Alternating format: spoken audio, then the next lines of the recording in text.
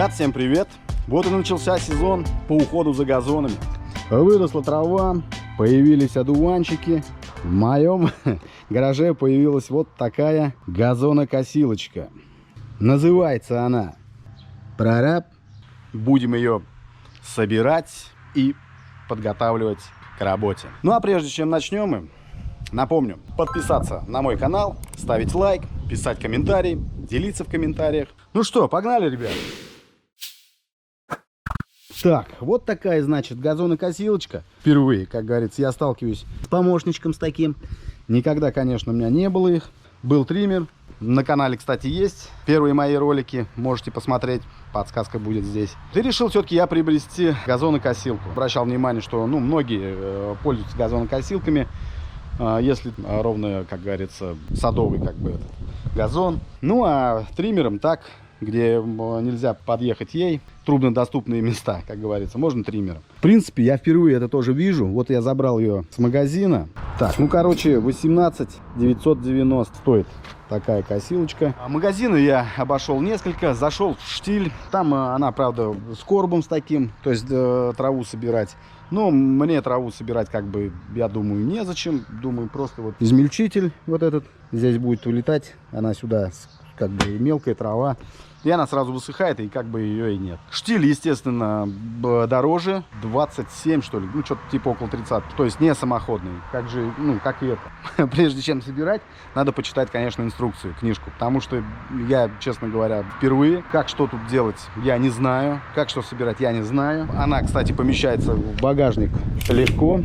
То есть ее можно перевести там на другое место куда-то. Я также к этому и присматривал, что то есть не на одном месте, вот, например, именно здесь вот у меня во дворе и там перед домом, ну и куда-нибудь в другое место. Давайте возьмем инструкцию, вместе с вами почитаем, узнаем, что, где и как. И начнем.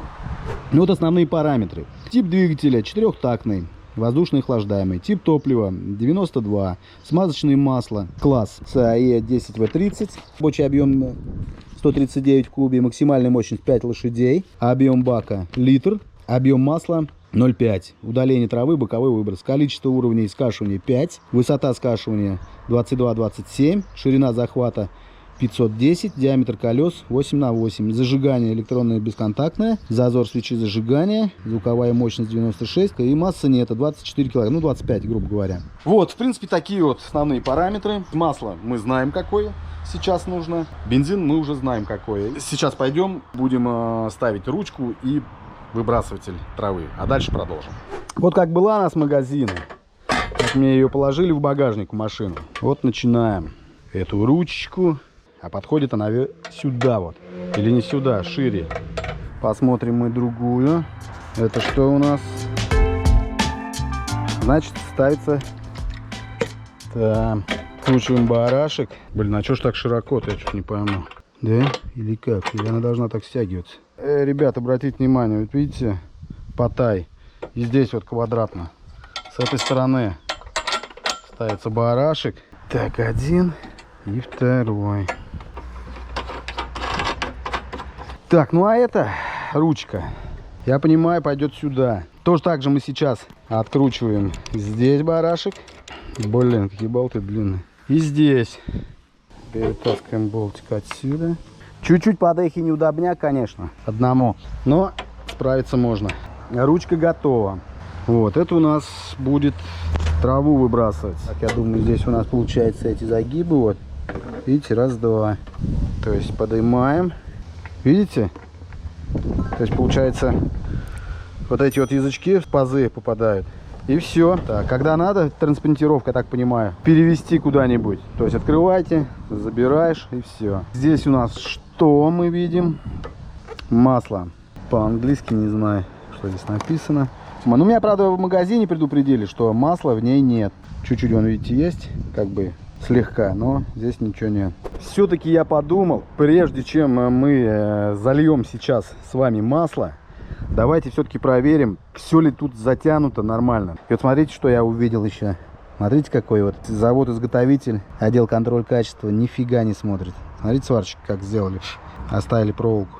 То есть, блин, Конечно, она приварена нормально, но все равно, что это по-колхозному тяп-ляп. Что я предлагаю, ребят, быстренько проверить, то есть, как здесь прикручены колеса, как там снизу прикручен нож. Приступим. Подходим мы к своему наборчику, берем трещоточку и, наверное, мелкую отвертку. Вскрываем аккуратненько заглушку.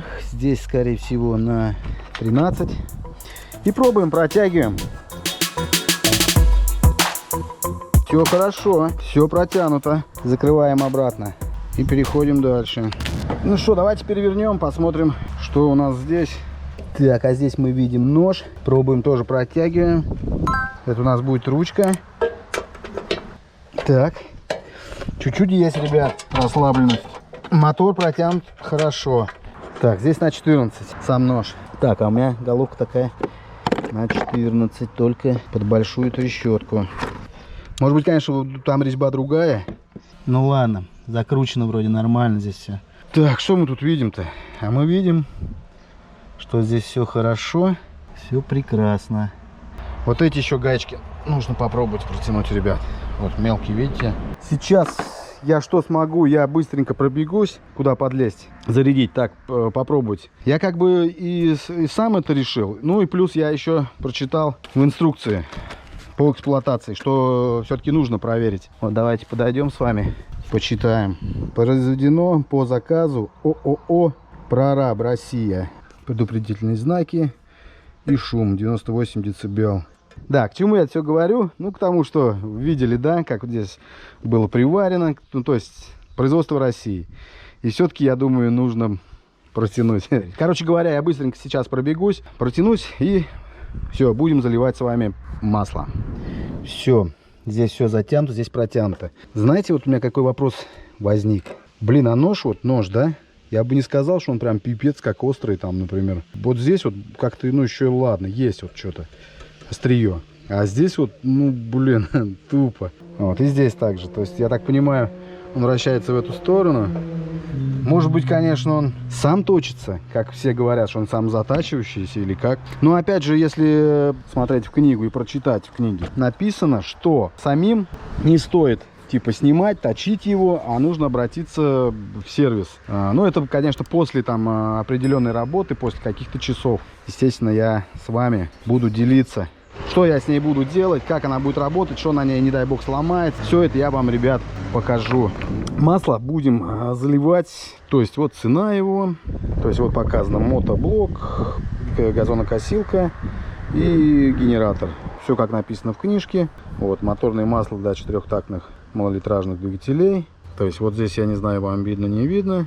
Для чего я такое масло купил? Конечно, можно было бы покруче там. Просто, опять же, если обратиться в книгу, ну, то есть здесь написано после первой работы сменить масло через 5 часов. Я взял вот это масло именно для обкатки, для первого пуска, для первой работы. Думаю, наверное, даже 5 часов не будет. Как-то так. Еще в ней написано, что работать на ней 20 минут поработали, 15-20 минут, 5 минут обязательно отдыха. Зальем это масло 0,5, замерим щупик по щупику, чтобы было все хорошо. И потом через 5 часов просто-напросто его сливаем.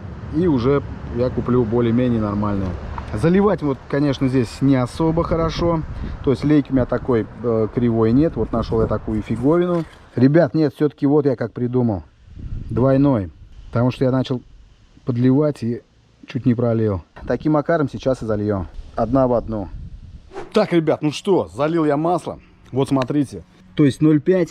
Она, видите, где? Вот, прям под горловину этой канистрочки. То есть вот 0,6. Вот смотрим ровно. Ну, может быть, даже почти что 0,5. Ну, то есть в книжке написано так, сделал я так, и в итоге получилось так. Сейчас крутить щуп, я думаю, он будет, ну, полный, целый. Ну, к чему это я все? Здесь еще масло, смотрите, на, блин, наверное, еще на 2 раза можно поменять. Не через 0,5, как там написано, через 5 часов поменять, а я думаю, можно даже через 4 часа. Оно, в принципе, недорогое. Можно даже сейчас отработать и сменять его. Ну, там посмотрим. То есть, так что масло еще в запасе есть. Зальем бензина сейчас и посмотрим. Знаете, ребят, в чем меня сейчас, как говорится, загадка такая осенила? То есть в книжке здесь показано рисунок. Вот я вам сейчас покажу. То есть вот рисунок, как бы мотор здесь другой. То есть здесь щуп другой, длиннее. То есть метка показана где чего. Вот, видите, то есть написано тоже объем пол-литра. И осенило меня, знаете что? Здесь показана пробка, когда... А, вот, да, масло. То есть вот все про масло написано. Вот. Проводить проверку уровня масла каждый раз перед запуском двигателя. Ну, это понятно. Замените масло после первых 5 часов эксплуатации и в дальнейшем каждые 25 часов работы. Если косилка работает в условиях повышенной концентрации пыли, грязи, то масло необходимо менять чаще. Но смысл в том, что, ребят, вот смотрите, вот сливная пробка. Как на... Здесь будет подсказка. На мотокультиваторе. Там я показывал, где пробка сливная. Здесь, вот здесь, заливная горловина, и здесь под ней слив. Здесь у нас нету такого. Вот, я просмотрел, как бы, блин, заливная есть здесь вокруга. Я все просмотрел, снизу посмотрел, когда протягивал. И, блин, что-то я не нахожу. Слив масла. Не знаю, я как, она переворачивает, что ли, тогда получается. Вот смотрите, если отсюда мы посмотрим, заливная, как бы, пробка, она и сливная получается, что ли? Не знаю. Ну, это я вам, естественно, в следующих роликах все это проверю, все это испытаю, все это вот и до. Дальше по плану залить бензин. Берем канистрочку, вот остатки бензина, ну, я думаю, нам хватит. Как написано в книге, литр объем бака. И наливаем.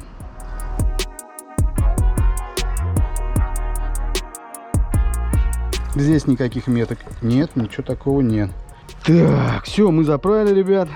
Вот, смотрите, уровни высоты, положение ножа.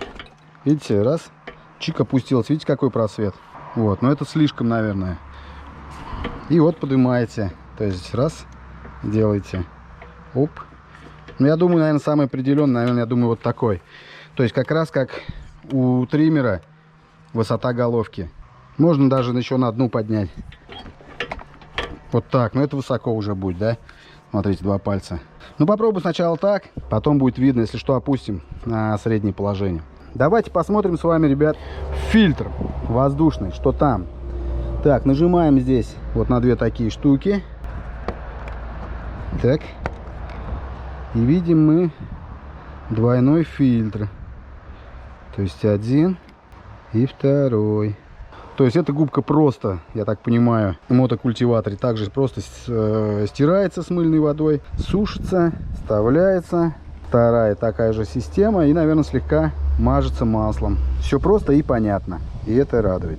В наборе, да, забыл вам сказать, ребят, в наборе всего лишь идет вот инструкции по эксплуатации, инструкции по безопасности, ключ свечной с воротком. Эту мы штучку устанавливаем вот сюда. Она держит тросик. Все. Так что сейчас я сниму ее на землю и будем пробовать заводить. Ну что, пробуем. Первый пуск. Да, ребят, кстати, в этой книжке, ну то есть в одной и во второй, то есть там показан рисунок вообще другого двигателя. Единственное, что похоже фильтр, как здесь. То есть вот как я вам говорил, все точно так же там описано. И пробка, вот этот щуп. Вот. Про то, что как сливать, нет. Там нет ничего. Короче говоря, про этот двигатель там вообще ничего нет. Как заводить правильно, как глушить, как что. Там вообще ничего такого нет. Сейчас мы будем с вами пробовать, как говорится, методом тыка. А вот. Так, здесь я понимаю, это подкачка. Вот. Там я слышу, шумит, шипит. Так, свечку я выкручивать, конечно, не стал. Вот. Пробуем, наверное, думаю. Так, ребят, я ее завел, но работает она ужасно. Что-то не так. Вот смотрите, видите, я держу еле-еле. То есть на полный газ, и она обороты не развивает. Как будто воздушка закрыта. Воздуха не хватает. Сейчас я буду разбираться. Видите, газ пустил, и сразу она заглохла. Не могу понять, что это такое. Смотрю. Здесь вот эта штучка. Тут фильтр. Я завел ее, проехался вот чутка. Но только стоит убрать руку, вот так пустить, и она сразу глохнет. Она все-таки должна работать на холостых как-то. То есть, когда, ну, даешь, я так понимаю, даешь газу, и она начинает, наверное, я так думаю, крутиться, Что-то непонятное, короче. Ну, сейчас будем разбираться. Кручу я сейчас фильтр воздушный. Сниму, вернее. И откручу и посмотрю, что с карбюратором. Может, там что, как. Не знаю. Давайте, приступим. Ну что, ребят, не стал я вам показывать. Короче, снял я воздушный фильтр. Здесь, там видели, да? Открутил две гаечки, вытащил пластмасску. Там ничего абсолютно нет. Прокладка просто там чуть поправил я ее, поставил, потрогал вот эту вот штучку. Это воздушка перекрывать. То есть, когда холодный двигатель, там она перекрывать, заслонка, она открыта. Все хорошо, вроде как бы. Выкрутил свечку. Чуть-чуть была как бы так, ну, в бензине, масле. Но там все чисто, все офигенно, она новая. Я подумал, может быть, мне свечку тут впарили какую-нибудь уже бэушную. Нет, все новое. В итоге, короче, я завел. Вот, видите, чуть-чуть я проехал, вот, пару раз. То есть, не знаю. Возможно, она, блин, обкатываться. Возможно, что, ну, это... Не знаю, как я вообще впервые сталкиваюсь с этими. То есть, не подумайте, что я... там специалист, что я вам там советую. Я просто с вами делюсь. То, что купил, и вместе с вами как бы разбираюсь. Здесь видите, что показано. То есть остановка двигателя, рисуночек показан. То есть если ее отпустить, толкнуть, то есть двигатель заглохнет. В принципе, она так и, и делается. То есть ее отпускаешь, она глохнет. Вот она не работает, например, на холостых или как. Может быть, это так сделано для защиты. То есть ты держишь, она работает. Только ты отпустил, чтобы ничего туда не попало, или как, или там перекатываешь ее с места на место. Я не знаю. Если, конечно, кто знает, то поделитесь в комментариях обязательно. Все ли правильно или неисправно она у меня здесь сразу в данный момент новая. Но я что-то прям, я не знаю, не хочется мне так думать, что она неисправна. Где я убрал магазин, в принципе, не должно там брака быть. Но все возможно, конечно, может быть и исключение. Ну что, давайте попробуем, еще заведем. Выжимаю, видите? Надо обязательно прям выжимать, здорово.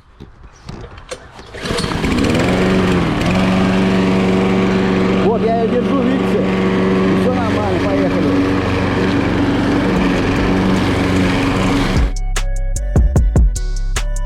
Обратите внимание, под ноги ничего не летит, на меня ничего не летит, как пример. То есть все нормально, все офигенно. Можно даже побыстрее идти.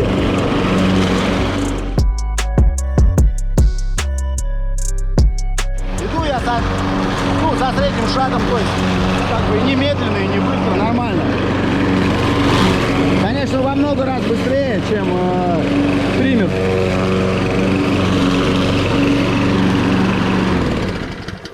Вот, видите, ребят, только пустил, она заглохла. Не знаю, правильно это или неправильно, но 2 минуты. И вот так получается. Так, ребят, вот, косил я вот это. Минут, я не знаю, ну, наверное, 5-10. То есть здесь вот, там вокруга. Ну, вы скажете, наверное, почему вот здесь ты не прокосил. Ну, естественно, слишком близко подъезжать нельзя. Здесь яма, вот у сарая. То есть я еще побаиваюсь. Боюсь как бы не повредить нож. Сейчас я вот здесь вот валялась резинка, я ее цепанул. Конечно, звук не из приятных. Я только к ней привыкаю. Извините, как бы сказать.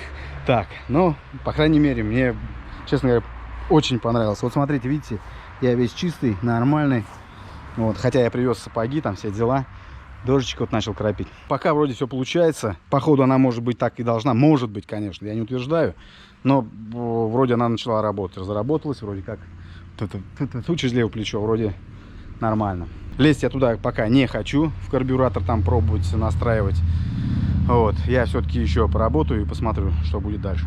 Так что сейчас я вот это все докошу, и все будет нормально. И перейду вперед. Снимать, я думаю, вам не стоит. Ну, со стороны, там, как она косит, как что. Но если нужно будет, то напишите в комментариях, я, конечно, это сделаю. Так что вот. Ну, а на сегодня все. Подписывайтесь на канал, ставьте лайки, пишите комментарии. В комментариях делитесь опытом. Если у кого есть опыт именно вот с такой газонокосилкой, как она работает, как что, то напишите в комментарии. Подскажите мне, как нужно сделать правильно. Так что всем удачи, ребят. Пока. Увидимся в следующем видео.